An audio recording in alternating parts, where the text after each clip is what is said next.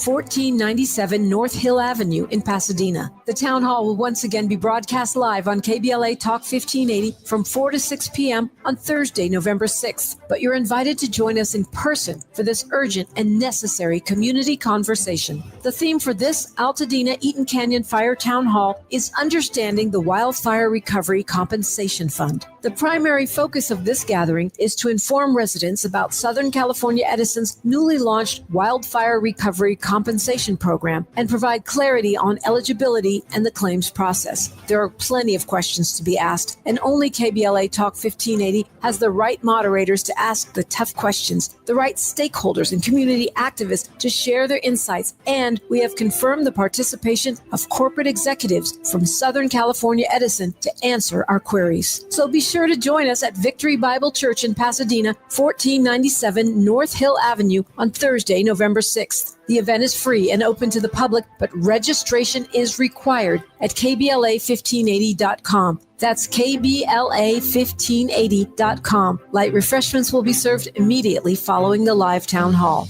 This KBLA Talk 1580 Altadena Rising Town Hall is brought to you by the Black Freedom Fund. The blackness. Keep on. Never say die. Keep on. Blackness. Keep on. Never say die. Keep on. Blackness. Never say die. Never say die. Keep on. Never say die. Blackness.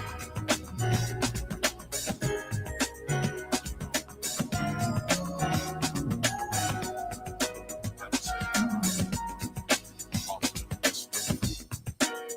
In the midst of sorrow, you can see up and down. A brighter day tomorrow will bring. Oh, you hear the voice of reason telling you this can never be done. No matter how hard react. You are listening to and streaming A More Perfect Union on KBLA Talk 1580. I'm Dr. Nii-Quartelai Quartey, your host and White House correspondent, checking in. I'm in touch, and so you be in touch. Follow me on all the socials at Dr. Nii-Quartelai. Just type in Dr. Nii-Q, DRNIIQ, and there I am, fresh for you to follow. If you haven't already, download the KBLA app to listen to us live or on demand, or just tell Alexa to play KBLA Talk 1580, and there we are for your listening pleasure. Last but not least, subscribe to A More Perfect Union podcast. That way you'll never miss an episode. And speaking of not missing out on anything, next Thursday, you don't want to miss our Altadena Town Hall meeting, Understanding the Wildfire Recovery Compensation Fund. This town hall is a part of our ongoing commitment to the people of Altadena who are still recovering from one of the worst wildfires in history. This town hall is all about informing residents about Southern California Edison's newly launched Wildfire Recovery Compensation Program and providing clarity on eligibility and the claims process. And so we have a distinguished group of locals from Altadena that are going to be a part of this conversation. Brandon Lamar, who's with who's president of the NAACP chapter in the area. He'll be there along with Martin Gordon, Tony Bailey Rains, Zaire Calvin, Dr. Ishel Williams, Dr. William Sims, Jackie Robinson Baisley, and our very own James Farr. He is the host of our live show right here on KBLA every weekend. Conversations Live with James Farr. And so he'll be there, and I'll be co-moderating the town hall along with our very own Tavis Smiley. And so come out to Victory Bible Church located at 1497 North Hill Avenue in Pasadena. We will be broadcasting live. So next Thursday, you won't hear our regularly scheduled A More Perfect Union show. Instead, you will hear our live broadcast from Altadena. Again, it's all about understanding the Wildfire Recovery Compensation Fund. And so I'm looking forward to that. I'm looking forward to making good on our commitment to stand by the people of Altadena. We know that this recovery process has been uneven, and we certainly haven't forgotten about you. We got your back. And so we're going to be there on the ground next Thursday. And so please tap in. All right. And so with that, it's now time for your national news roundup. It's time for you to decide the good, bad, and ugly headlines of the day. Kicking us off, Michelle Obama in the news, speaking out on the one thing that she did not talk about in the White House. She talked about a whole lot, but she didn't talk about this. Michelle Obama was the commander-in-chief. How about that? During her near-decade run as First Lady, but with great power came great responsibility. USA Today is reporting that the former First Lady and wife of President Barack Obama often lauded and criticized as a style icon for her head-turning look. She got candid on the complications of her fashion journey during an interview with People magazine that was published today. Mrs. Obama's reflections come as the attorney and ex-First Lady readies for the release of her memoir, The Look. Comes out on November 4th. The book will feature over 200 never-before-published images of Obama, accompanied by writing about her style evolution and providing readers a peek behind the curtain of how her most memorable looks were crafted. And we'll be looking for it. Mrs. Obama publishing again. We love to read about it. We love to hear it. What we don't like to hear about is anybody who is having to deal with their car or any sort of property being stolen. Shaq had a Land Rover Custom fit to his 7-foot frame, and it vanished. And now there's a $10,000 reward. The LA Times reporting that Shaquille O'Neal purchased a black 2025 Land Rover worth a reported $180,000 from an auto broker in Riverside. He paid even more to have it customized for his 7-foot 1-inch frame. It was meant to be delivered to Baton Rouge, Louisiana earlier this month, but never arrived at its intended destination. Instead, Shaq's latest automobile purchase appears to be the high-value vehicle that is being investigated as stolen by Lumpkin County Sheriff's Office in Georgia and thought to be somewhere in Atlanta as of Monday morning. In a news release last week, the Sheriff's Office indicated that the vehicle has been originally ordered through a California-based auto brokerage on behalf of the high-profile client. The New York Post was the first to report that client was Shaquille O'Neal, and the company was Riverside's Effortless Motors. And so we hope Shaquille O'Neal gets his car back. They're offering a $10,000 reward for any information leading to the recovery of the car. And so good luck. I mean, if it's customized for somebody who is 7 feet 1 inch tall, does that mean that the folks who stole it had to be at least that height or at least close to it?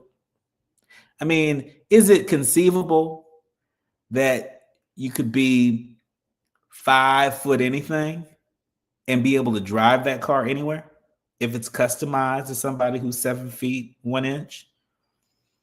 Now, Brother Andy says no, but it's spacious, if you know what I mean. I'm just saying, Brother Andy, if you can't see over the steering wheel, it's kind of hard to steal this car. I mean, think about all the people. Think about all the people who are watching this person get in and out of this vehicle that clearly is not customized to them. And so, we'll see. I'm curious to see who stole this car. But I have a feeling it's not a tall person. And so they probably won't be that hard to locate. But speaking of things not being so hard, it may not be so hard for the Dodgers to win this thing. I'm talking about the World Series. This is how much Dodger fans are spending to attend the World Series. A lot of folks talking about it as if it's the golden ticket in LA. The LA Times reporting that while most Dodger fans are watching all the actions of the World Series from a screen, some have made it their mission to be inside of the stadium where it happens. It's no secret that attending the World Series game ain't cheap. But just how expensive is it? The prices may surprise you. This year's tickets at Dodger Stadium originally priced between about $340 and $550. For many seats were almost impossible to nab at face value, and resale prices on sites like StubHub and Vivid Seats skyrocketed. The folks over at the Times spotted prices upwards of, get this, $200,000. However, by game 3, tickets had dropped, allowing some fans to snag them up until the last minute for less than $700. And so, good luck out there. But the Dodgers are looking pretty good. And a lot of folks are betting on blue. What are you betting on, Brother Andy? Who you betting on? Who you betting on? The people want to know. Who is Brother Andy betting on? Are you betting on blue? People want to know. Brother Andy said Dodgers all day. Dodgers all day. And you know what? I ain't mad at that. When we come forward, we're switching gears. Looking forward to sharing my conversation with CNN's Abby Phillip. She's talking about her new book about Reverend Jesse Jackson, his run for president in 1984 and 88. It's a great book. The family participated in the book, including Reverend Jackson. Abby Phillip, she gets pretty candid with me when we come forward. You're listening to and streaming A More Perfect Union on KBLA Talk 1580. You're listening to A More Perfect Union on KBLA Talk 1580. We've got a lot to talk about. California, this is your moment. The special election is November 4th, and your vote helps decide your future, your community, and your state. Drop your ballot at a secure drop box. Visit an early vote center or mail it. Your participation powers democracy. Every ballot makes a difference. Tell a friend to do the same. Sign up at where'smyballot.sos.ca.gov to track your ballot. Make your voice count. Don't delay. Vote today. A message from the California Secretary of State. At Charmin, we heard you shouldn't talk about going to the bathroom in public, so we decided to sing about it. Light a candle, pour some wine. Grab a roll, the soft kind for a little me time. Charmin Ultra Soft Smooth Tear. Wavy edges for my rear. So let the softness caress your soul. Just relax, you're on a roll. Let her rip. Charmin Ultra Soft Smooth Tear. Charmin Ultra Soft Smooth Tear has the same softness you love, now with wavy edges that tear better than the leading one-ply brand. Enjoy the go with Charmin. It's been said that when someone you love has Parkinson's, you have Parkinson's. The Parkinson's Foundation knows that the disease doesn't just affect the diagnosed. It affects everyone who supports and helps care for them. If you have questions, the Parkinson's Foundation has answers. We can help you understand the disease and give you tips for living a better life. Find your answers at parkinson.org or call 1-800-473-4636. The Parkinson's Foundation. Better lives together.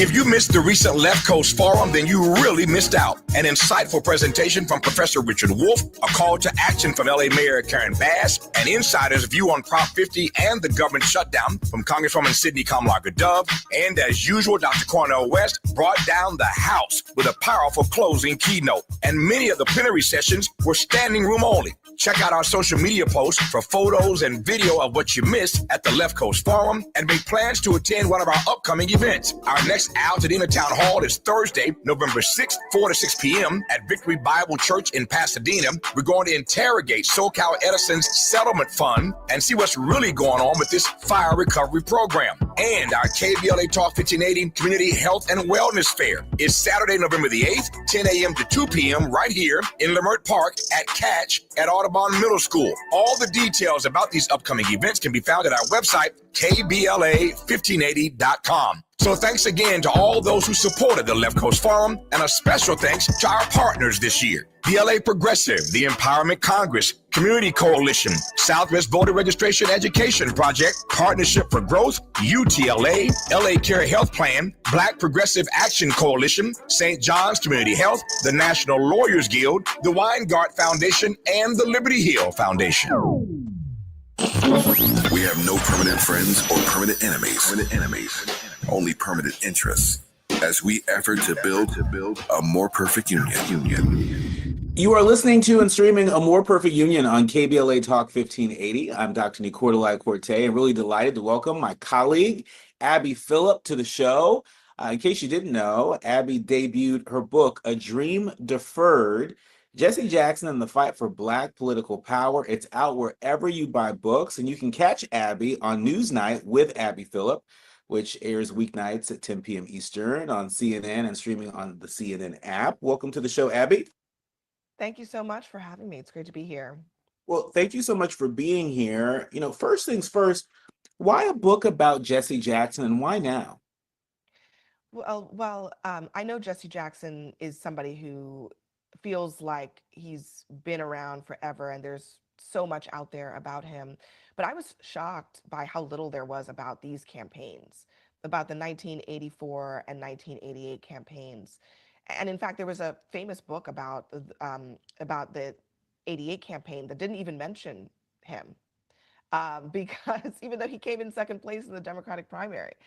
I think that there is a lot to be learned about what he did in those campaigns and how it shapes what our politics looks like today.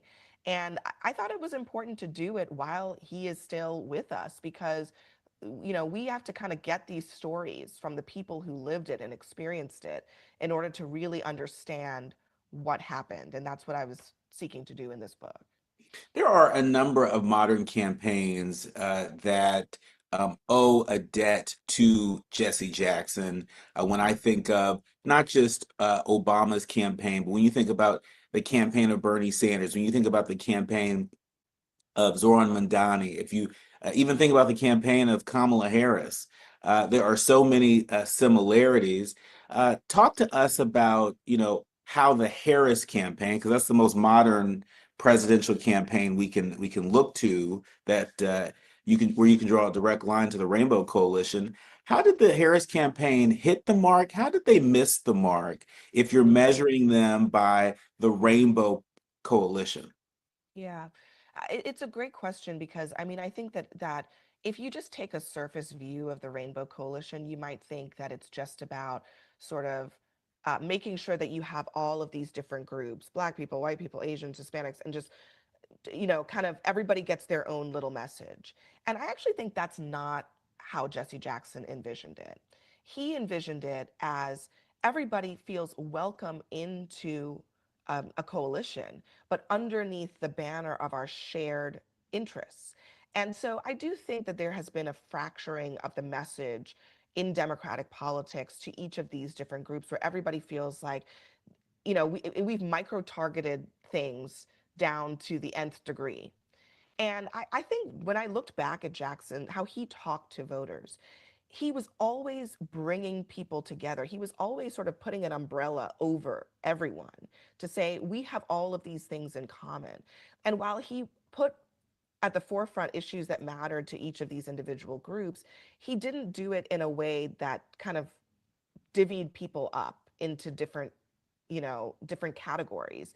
And I think that it's not about Kamala Harris specifically, but I think it's about where democratic politics has come. Some of it has to do with the fact that in modern times, we rely so heavily on polling that can tell us every little minutia about every little voter. And we forget the importance of a broader message that feels authentic to everybody, regardless of where you come from. And so, you know, I think that's the hardest part about what Jesse Jackson envisioned. He had this really strongly populist message that was tied to a recognition of all the different types of people in this country. Doing both of those things is hard. I think Bernie Sanders did the economic piece, but he was never able to get the sort of social justice piece. A future candidate who wants to do a sort of rainbow coalition type of thing is going to have to do both at the same time. And that is really difficult to do. Now, we've talked about the legacy of Jesse Jackson based upon sort of modern candidates on the left, but there's reason to believe that folks on the right have actually learned a few things from the Yep. Rainbow Coalition. A lot of people woke up the day after the November 2024 election a bit surprised that Donald Trump had made so many inroads into coalitions that had traditionally voted for Democrats. Talk to us about any lessons learned from folks on the right. How are the folks on the right sort of deploying the Rainbow Coalition playbook to their benefit?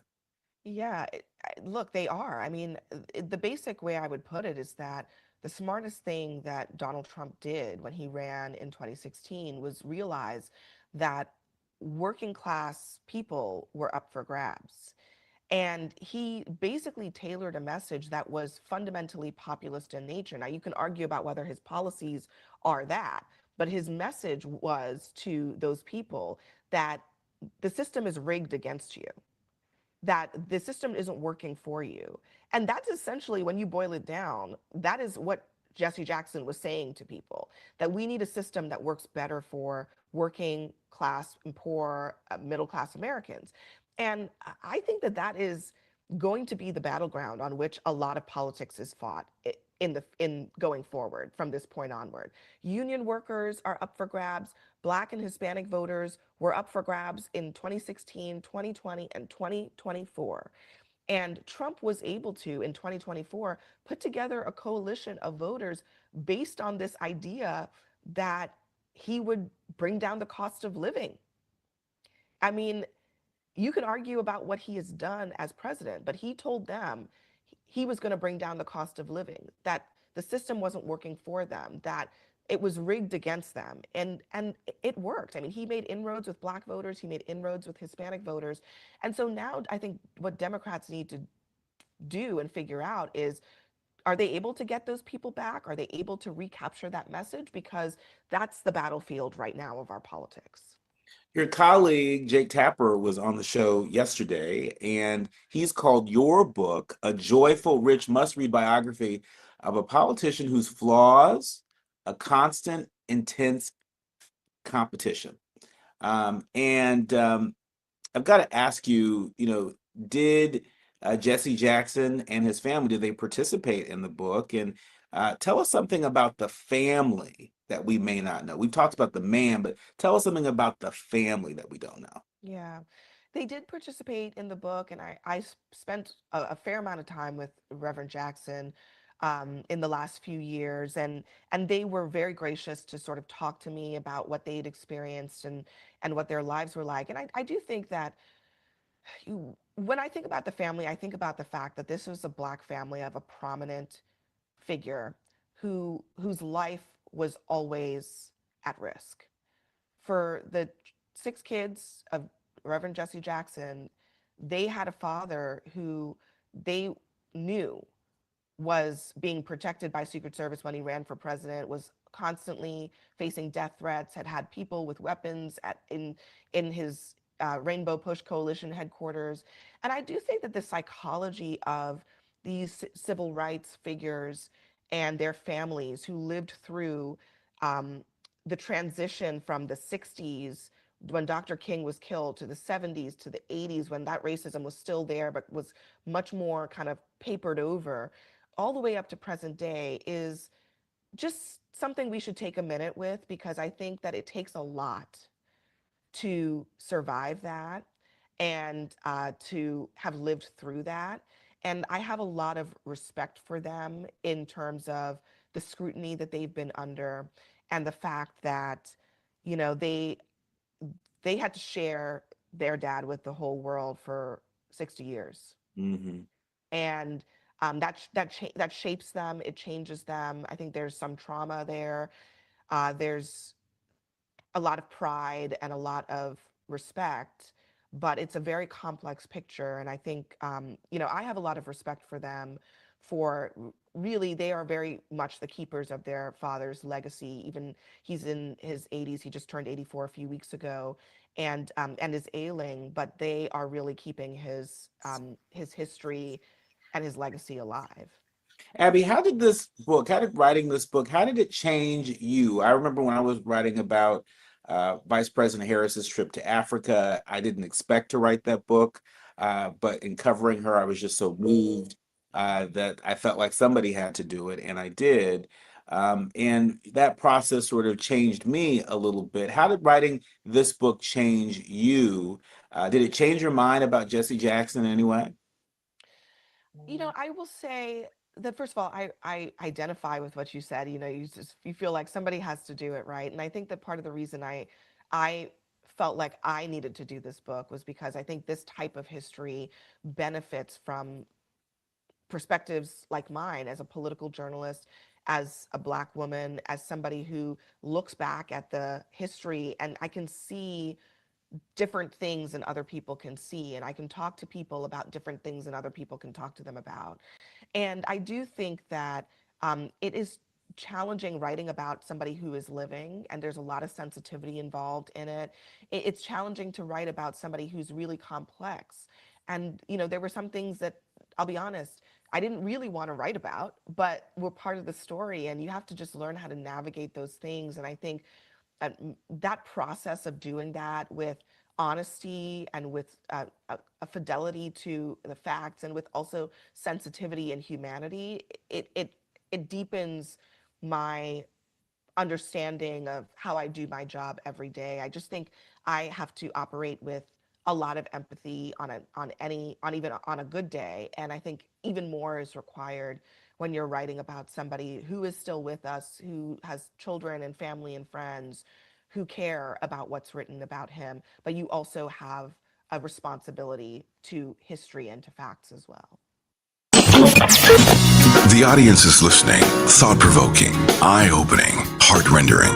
This is where authentic voices meet powerful discussions on culture, community, and change. This is where Black voices matter. He's breaking boundaries, amplifying diverse perspectives, and tackling the issues that matter most to you. You're inside A More Perfect Union with Dr. Nii-Quartelai Quartey on KBLA Talk 1580. I'm Amber Payton with BIN News Now. Black Texas Congresswoman Jasmine Crockett is blasting President Trump on CNN as, quote, obsessed, ignorant, and out of touch, end quote, after he called her and Rep. Alexandria Ocasio-Cortez low IQ. I don't know what Black woman hurt him in his past, honey, but it is really taking him through it. She accused him of targeting women of color and ignoring American struggles amid the SNAP funding crisis. Virginia's Attorney General race is now the most expensive in state history, with $36.8 million spent so far, $21.9 million by Republicans and $14.9 million by Democrats. The high-profile race has drawn attention for a texting scandal involving Black Democratic nominee Jay Jones. And rapper and producer Jay-Z is defending choosing Bad Bunny for the Super Bowl halftime show, saying fans love him despite backlash over his Spanish lyrics. Get BIN News Now on demand 24/7 on the iHeartRadio app. Santa Monica delays on that 10 eastbound are jamming up from 20th Street across Mid-City. It's a slow drive to the 5 in Boyle Heights. Also, let's look at the drive on the northbound side of the 5. Things are loading up out of La Mirada from Valley View all the way to Lakewood Boulevard and ahead approaching the 60 as you continue towards the 134 freeway. The 110, both sides slow moving between the 5 and the 105. It's tough. Irvine, the 405 northbound, slowing down at the 133 freeway, remaining heavy and slow to Westminster Boulevard. For victims of drunk and drug driving, our grief is unique, but you are not alone. You always have a place at MAD. Call our 24-hour victim helpline at 877-MAD-HELP or visit mad.org. This is the KBLA Sports Minute with Ray Richardson. Dodger fans might not see Shohei Ohtani swing the bat much the rest of the World Series. If first base is open, Toronto manager John Snyder confirmed that he intends to give Ohtani an intentional walk whenever he comes to the plate. Snyder has seen enough of Ohtani's offense. In the Dodgers' 13 playoff games, Ohtani has 8 homers, 15 hits, and 14 RBIs. Be prepared for a less productive performance at the plate from Otani tonight in Game 4. Jackson State, the only HBCU team ranked in the NCAA Division I AA poll, dropped from number 11 to number 20 this week after losing to Grambling Saturday in Las Vegas. Josh McCormick, a senior from Austin, Texas, kicked a 44-yard field goal with 21 seconds left in the fourth quarter to give Grambling a 26-24 upset win. A festive crowd of 29,655 showed up for the first ever HBCU football game played in Vegas. No debates, no speculation, just the info you need. That's your KBLA Sports Minute. I'm Ray Richardson on KBLA Talk 1580. On Thursday evening, November 6th, you're invited to the next KBLA Talk 1580 Altadena Town Hall meeting. This time, we're convening at Victory Bible Church, 1497 North Hill Avenue in Pasadena. The town hall will once again be broadcast live on KBLA Talk 1580 from 4 to 6 p.m. on Thursday, November 6th. But you're invited to join us in person for this urgent and necessary community conversation. The theme for this Altadena Eaton Canyon Fire Town Hall is Understanding the Wildfire Recovery Compensation Fund. The primary focus of this gathering is to inform residents about Southern California Edison's newly launched Wildfire Recovery Compensation Program and provide clarity on eligibility and the claims process. There are plenty of questions to be asked, and only KBLA Talk 1580 has the right moderators to ask the tough questions, the right stakeholders and community activists to share their insights, and we have confirmed the participation of corporate executives from Southern California Edison to answer our queries. So be sure to join us at Victory Bible Church in Pasadena, 1497 North Hill Avenue on Thursday, November 6th. The event is free and open to the public, but registration is required at KBLA1580.com. That's KBLA1580.com. Light refreshments will be served immediately following the live town hall. This KBLA Talk 1580 Altadena Rising Town Hall is brought to you by the Black Freedom Fund.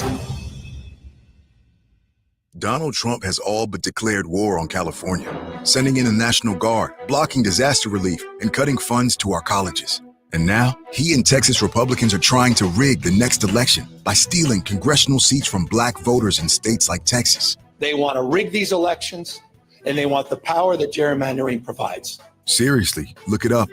But Prop 50 is how we fight back. It gives Californians the power to fight fire with fire and beat Trump at his own game. Prop 50 creates temporary emergency congressional maps that level the playing field and protect the power of black votes. Not just in California, but across the country. Your vote matters, and the whole country is counting on California to lead. So use your vote to protect our power, our history, and our future. Vote yes on Prop 50 by November 4th.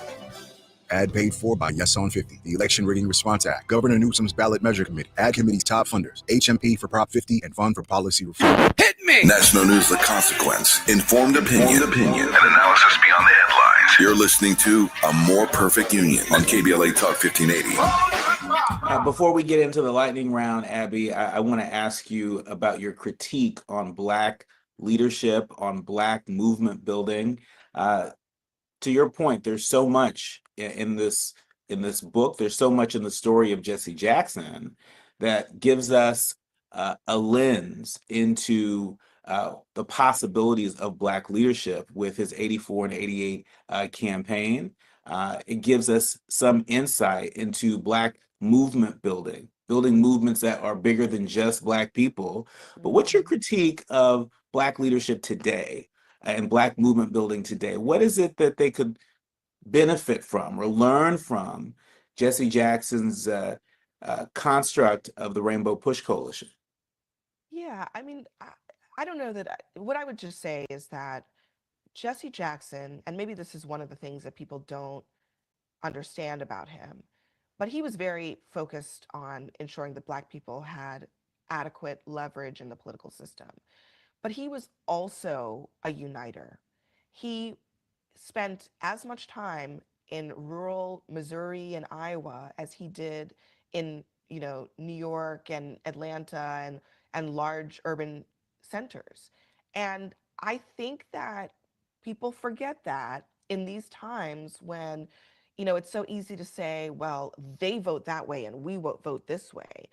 that what Jesse Jackson was doing when he was building a coalition was essentially saying the job of other people is to divide us, but the job of political leaders is to unite and to make everybody feel like they're part of the same political system, that they have shared interests, that they have more in common than they have that is different. And I think that does get forgotten because I think it's easy to cast blame on other people for a political outcome that you don't like. And I've read the history, I've done the research. He did not run that way. Those two campaigns were not run that way. Yeah. He went to all these places where they didn't like him, that were inhospitable to Black people, and he asked for their vote. And I think candidates and movements need to do the same thing. Abby, we're trying out something new. We want to understand what keeps our storytellers rooted in challenging times. And so consider this our rapid fire questions. Tell us what keeps you rooted when things get tough. My family, my daughter, my husband, and unplugging. What setback became your biggest setup? Mm. Early in my career, I considered leaving journalism because I thought that it wasn't going very well, and I had just an experience at work where I felt like I wasn't being supported, and I left that organization. I went and I did something else, and that turned out to be the best decision I ever made. And I think I wouldn't have done it if things felt like they were going well, and I needed that push to get me out of my comfort zone. How old were you when Jesse Jackson first hit your radar? Oh, first hit my radar. Yeah. I mean, gosh, I mean, that must have been like sometime in the 90s. But I was born 3 weeks after the '88 campaign ended. So, so when he was running, I wasn't around. But I mean, I've known about Jesse Jackson basically my whole life since I was aware enough to listen to the news. So What do you think Gen Z knows the least about him? I think Gen Z doesn't know that he ran for president. Uh, Many of them have no idea that this even happened and that he came very close to being the nominee, 20 years before Barack Obama was around. And what chapter stretched you the most, and which one flowed the easiest? Mm. The chapter where I talk about Dr. King's assassination and what happened in the aftermath of that, I think was one of the most difficult and sensitive to write about. So, yes, that was a tough chapter. But I think that toward the end, when I kind of wrote about where his legacy stands today and even his relationship with Obama, some of that I covered myself, and I think those parts I think flowed easier because I think that's really the heart of the book is kind of why he mattered and the ways that he influenced our politics. So I'm forgetting the chapter numbers, but those are two sections of the book. And finally, Abby, what do you want your daughter to remember most about Jesse Jackson and about you through this work, a marvelous work that the streets are buzzing about? Well, I want my daughter to remember Jesse Jackson and frankly a lot of these figures as men, people who were ordinary people who did extraordinary things, not just because they had certain gifts, but also because they got up and they went into the arena and they did things. And you don't have to be perfect. The job a, does not have a perfection requirement. It has a requirement that you care and that you try. And so I think that is what is important about this story. And I hope that she knows about me um, that this is what it looks like to take on a project and finish it, to commit yourself to something and to see it through, and to also commit yourself to something that is not just about you, but is about our broader society and what we all need to know and care about. And I think that the world is not about just us. It's also about how we contribute to this world in each of us in our unique ways. An incredible book. This book takes a look at Jesse Jackson's presidential campaign of the 1980s and how they changed and impacted politics today. You can draw a direct line from Jesse Jackson and the Rainbow Coalition to present day. It's a story that we have been waiting for. You didn't even know you were waiting for the story. That's how good it is. That's right.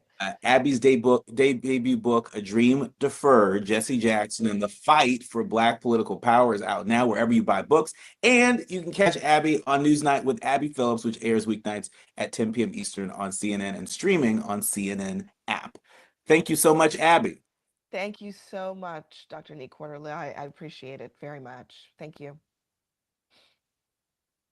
Striving to make America a nation as good as its promise. This is A More Perfect Union on KBLA Talk 1580. We've got a lot to talk about. California, this is your moment. The special election is November 4th, and your vote helps decide your future, your community, and your state. Drop your ballot at a secure drop box. Visit an early vote center or mail it. Your participation powers democracy. Every ballot makes a difference. Tell a friend to do the same. Sign up at where'smyballot.sos.ca.gov to track your ballot. Make your voice count. Don't delay. Vote today. A message from the California Secretary of State. Donald Trump has all but declared war on California, sending in the National Guard, blocking disaster relief, and cutting funds to our colleges. And now, he and Texas Republicans are trying to rig the next election by stealing congressional seats from Black voters in states like Texas. They want to rig these elections, and they want the power that gerrymandering provides. Seriously, look it up. But Prop 50 is how we fight back. It gives Californians the power to fight fire with fire and beat Trump at his own game. Prop 50 creates temporary emergency congressional maps that level the playing field and protect the power of Black votes. Not just in California, but across the country. Your vote matters, and the whole country is counting on California to lead. So use your vote to protect our power, our history, and our future. Vote yes on Prop 50 by November 4th. Ad paid for by Yes on 50, the Election Rigging Response Act, Governor Newsom's Ballot Measure Committee, Ad Committee's top funders, HMP for Prop 50, and Fund for Policy Reform. The holidays can be a time of increased stress for those struggling with opioid or stimulant addiction. They can also be a time for pause, reflection, opportunity, and new beginnings. This holiday season, choose treatment and recovery, embrace the company of family and friends, and create special moments. Find a proven opioid or stimulant addiction treatment provider near you at choosechangeca.org. The California Crusader newspaper would like to thank all of our subscribers for their support throughout the years, proudly serving the South Los Angeles and South Bay areas for more than 40 years. The California Crusader is a multicultural, Black-owned, adjudicated newspaper that focuses on providing newsworthy information to the people in our community. We're constantly looking for ways to assist businesses in our community to connect with our subscribers. We provide low-cost, effective ways to promote your business with our reasonable and affordable advertising rates. You can participate by suggesting, sharing, and submitting your stories on the California Crusader newspaper Community Share Facebook group page, or visit our website at cal-cruise-news.com. That's calcruisenews.com. Then click on the Submit Now button located on the top right corner of the homepage, or text CCN to 42828. Again, text CCN to 42828. The California Crusader newspaper, working together to build a better community for our future. Subscribe today. Notable journalists, industry leaders, lawmakers, change makers, tastemakers, and you, working to build a more perfect union on KBLA Talk 1580. You are listening to and streaming A More Perfect Union on KBLA Talk 1580. Daylight savings time right around the corner. But do you know when to fall back? You know when to fall back this year? Since fall is now in full swing. Well, the folks over at ABC News remind us that since fall is in full swing, that means that daylight savings time will soon draw to a close. And this year, the time change occurs on Sunday, November 2nd. And so mark your alert to your reminders on your phone. Sunday, November 2nd, that's when the time changes. Daylight savings time, it was first established, of course, in the United States by Congress after the Calder Act, or the Standard Time Act of 1918, was passed more than 100 years ago and was more recently amended with the Energy Policy Act of 2005. And the U.S. Daylight Savings Time begins on the second Sunday in March at 2 a.m. That's when the clock springs forward 1 hour and ends the first Sunday in November at 2 a.m. when the clocks fall back. And so don't forget to set your clocks. And while we're talking about clocks and turning back the hands of time, every year I recognize October 28th as my Oprah Appreciation Day. My Oprah Appreciation Day. Now, you might be wondering, well, what do you mean by that? Your Oprah Appreciation Day. Well, for family and friends who've known me for a very long time, they know that many years ago, when I was just a young lad, 13 years old, I happened to be a guest on the Oprah Show. And this is when Oprah had launched the Angel Network campaign, which was basically a public charity to raise money to help send needy students to college. And so a lot of these students were selected by the Boys and Girls Club of America.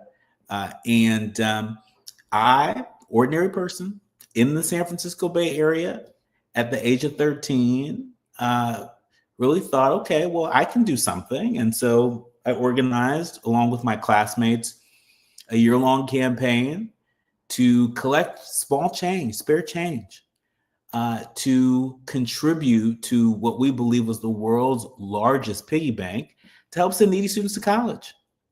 And so on the show, every day when I say do what you can from where you are with what you have, I'm not just saying that. I live it. I have lived it. And there are a lot of extraordinary people in our families, in our organizations, in our communities that do exactly that. And so October 28th of every year, I always like to just sort of share my thanks for this confirmation that this life that I'm living was sort of where it started. It started when I was a kid. And having Oprah give you the nod, give you that stamp of approval at 13 to keep going strong is an added incentive to continue to do good. And so what you're looking at for the people who are streaming, that's 13-year-old Nii-Quartelai, and I think that's probably about 50-year-old Oprah there sort of celebrating our contribution to Oprah's Angel Network. And so this is my Oprah Appreciation Day, and there you have it there. Now, it's time for the quiet part out loud. It's time. It's time. And I'm wondering how many of y'all sort of feel about this call for yet another boycott. Another boycott. Folks are calling for a boycott. And this boycott is something pretty serious. Black Enterprise saying that folks are determined to shut it down. A coordinated economic blackout set for November 25th through December 2nd. Now, let me explain. Blackout the system. They've called for a nationwide boycott, urging participants to refrain from working or spending money from November 25th to December 2nd as a protest against a damaged government and economic system. In recent days, Blackout the System, which is a movement advocating unity across race, culture, and class. They have been actively promoting the upcoming second wave economic blackout scheduled around the Thanksgiving holiday and extending through Black Friday and Cyber Monday. This initiative is aiming to become the most significant economic blackout protest in U.S. history, demonstrating that real power belongs to the people, not corrupt governments, not billionaires, or broken systems. An Instagram video says, quotes, "Day one, no work, no shopping. We vanish from the system. We are the economy. Without us, nothing moves. Nothing moves. And we pooled our money and they can't buy our silence. We don't grind for them today. We starve the machines. That's their thought. And so far, at this hour, blackout the system, at least on Instagram, looks like they have nearly 17,000 likes to their Instagram post. During the blackout, participants are urged to avoid working, avoid shopping, avoid spending money throughout the week-long protest. The boycott coincides with the federal government shutdown, which will suspend the SNAP program starting November 1st, marking the second longest shutdown in U.S. history after the record set during Donald Trump's first term. So for those who can't step away from work for the whole week, Blackout the System has outlined several working strike options. Participants can choose to work to rule, performing only the essential duties of their job. They can go slow, easing their pace and avoiding extra effort, or shirk by showing up but refraining from active participation. In all cases, participants are encouraged to avoid shopping or spending money. Shopping or spending money, that's what they're urged to do. The blackout, the system, boycott, that announcement, it comes alongside the People's Union USA, a consumer activist movement that called for an October boycott of 6 major brands, including Amazon, Walmart, Starbucks, Disney, Target, and Ben & Jerry's. The boycott continues a strategy that the group has pursued since February, aiming at promoting corporate accountability, strengthening diversity, equity, and inclusion initiatives, and curbing corporate influence over U.S. economic policy. And so these folks mean business. And this is the thing about movement work. You got to get in where you fit in. And, you know, the movement builders understand everybody can't necessarily do the same exact thing. Of course, they want a critical mass of people to do the same thing, you know, but they're looking for people to do something. And we certainly know that the Target boycott, which continues, the Target boycott has been rather effective. It's been effective at, number one, setting an example for other corporations that movement leaders believe are bad actors, or they're making short-sighted decisions. But remember, you know, Target has lost a lot of money from this boycott. In fact, the Target CEO had to step down.